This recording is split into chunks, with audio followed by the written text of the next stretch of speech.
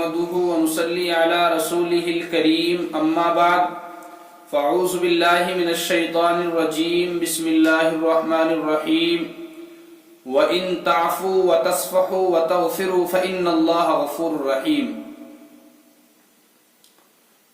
صدق الله العظيم وقال النبي صلى الله عليه وسلم صل من قطعك واعف عمن ظلمك وأحسن إلى من أساء إليك او كما قال علیہ الصلاۃ والسلام۔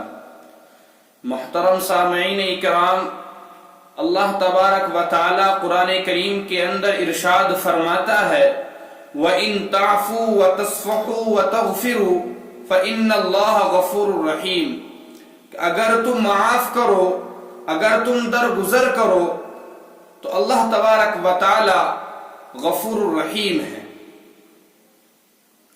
اور دوسری طرف آپ علیہ الصلاۃ والسلام کی حدیث مبارکہ ہماری رہنمائی کرتی ہے۔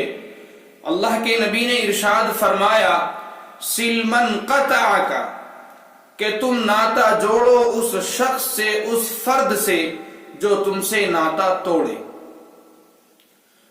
اور دوسری جگہ اللہ کے نبی نے ارشاد فرمایا لا يدخل الجنت قاطع، کہ رشتہ توڑنے والا جنت میں داخل نہ ہوگا۔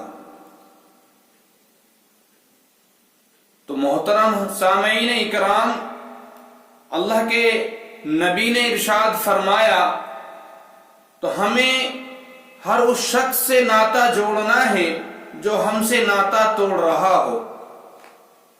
آگے اللہ کے نبی نے ارشاد فرمایا وَاعْفُ عَمَّنْ ظَلَمَكَ، اور تم معاف کر دو اس شخص کو جو تم پر ظلم کرے۔ تم معاف کر دو اس شخص کو جو تم پر ظلم کرے۔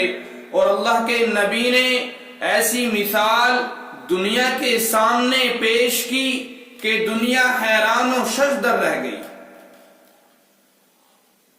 فتح مکہ کے موقع پر اللہ کے نبی نے اپنے صحابہ کے خون کے پیاسوں کو فتح مکہ کے موقع پر معاف فرمایا۔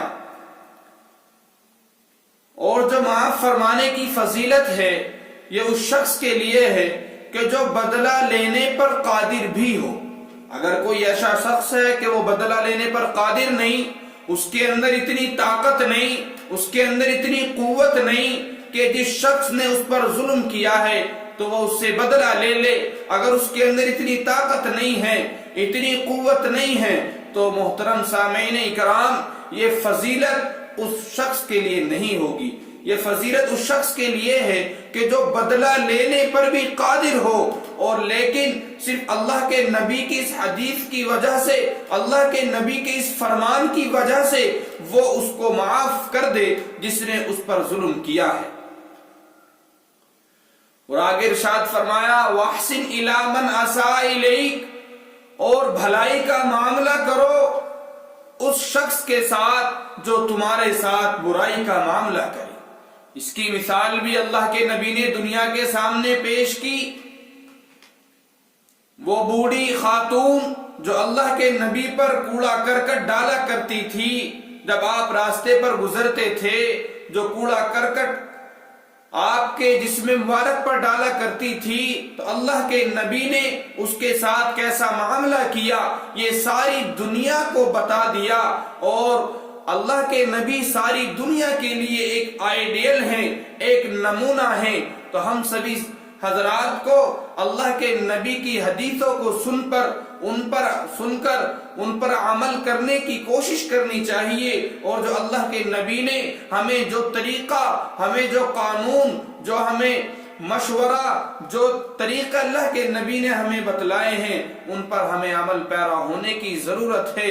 اگر ان پر عمل پیرا ہو جائیں تو دنیا اور آخرت میں ہماری کامیابی ہے۔ اللہ تبارک و تعالی ہم سب کو عمل کرنے کی توفیق عطا فرمائے۔ وآخر دعوانا الحمدللہ۔